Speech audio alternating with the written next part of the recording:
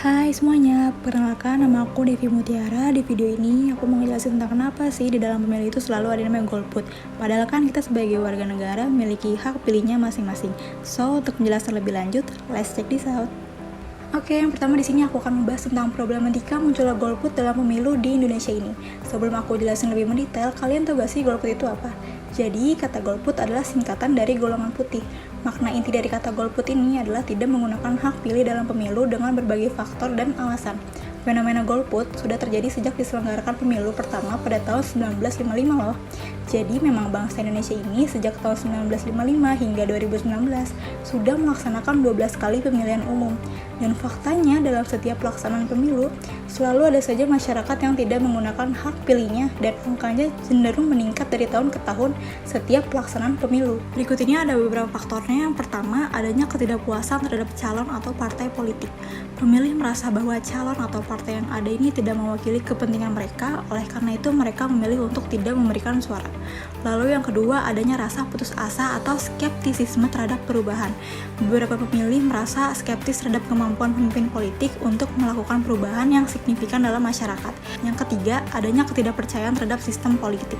Pemilih merasa sistem politik ini korup atau tidak adil.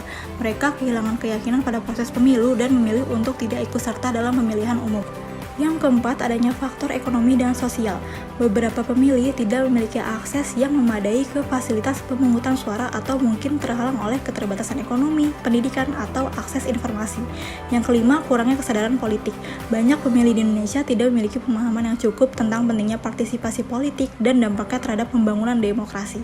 Lalu bagaimana sih fenomena golput dalam pemilu di negara lain? Di sini aku membahas salah satunya adalah negara Eropa Timur, yaitu Lituania. Terdapat beberapa faktornya, yaitu pertama, ketidakpuasan terhadap calon atau partai politik. Pemilih di sana juga merasa bahwa calon atau partai yang ada tidak memiliki program yang sesuai dengan harapan mereka. Lalu yang kedua, kurangnya keyakinan pada sistem politik.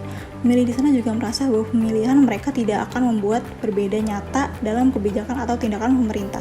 Yang ketiga, adanya ketidakpercayaan terhadap institusi politik. Pemilih di sana merasa bahwa institusi politik di sana juga korup atau tidak adil. Mereka merasa putus asa dan tidak termotivasi untuk berpartisipasi dalam pemilu. Yang keempat, adanya faktor ekonomi dan sosial.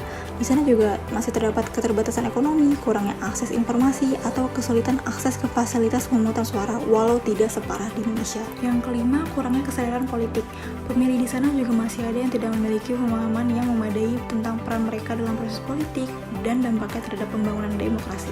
Kesimpulannya, di sini terdapat dua kesamaan. Yang pertama, ketidakpuasan terhadap calon atau partai politik.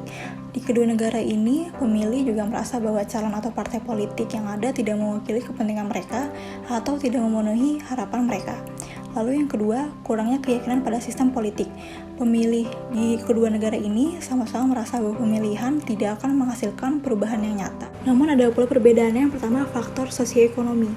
Situasi sosioekonomi ini dapat berbeda antara Indonesia dan Lituania. Seperti misalnya di Indonesia, kesenjangan sosial dan ekonominya masih terlihat cukup rendah daripada Lituania. Yang kedua, kesadaran politik.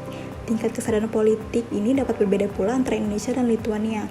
Seperti misalnya tingkat kesadaran politik di Indonesia terbilang juga cukup rendah daripada Lituania. Berikut ini terdapat sumber-sumber yang saya gunakan. Sekian dari saya, maaf apabila ada salah-salah kata. Terima kasih.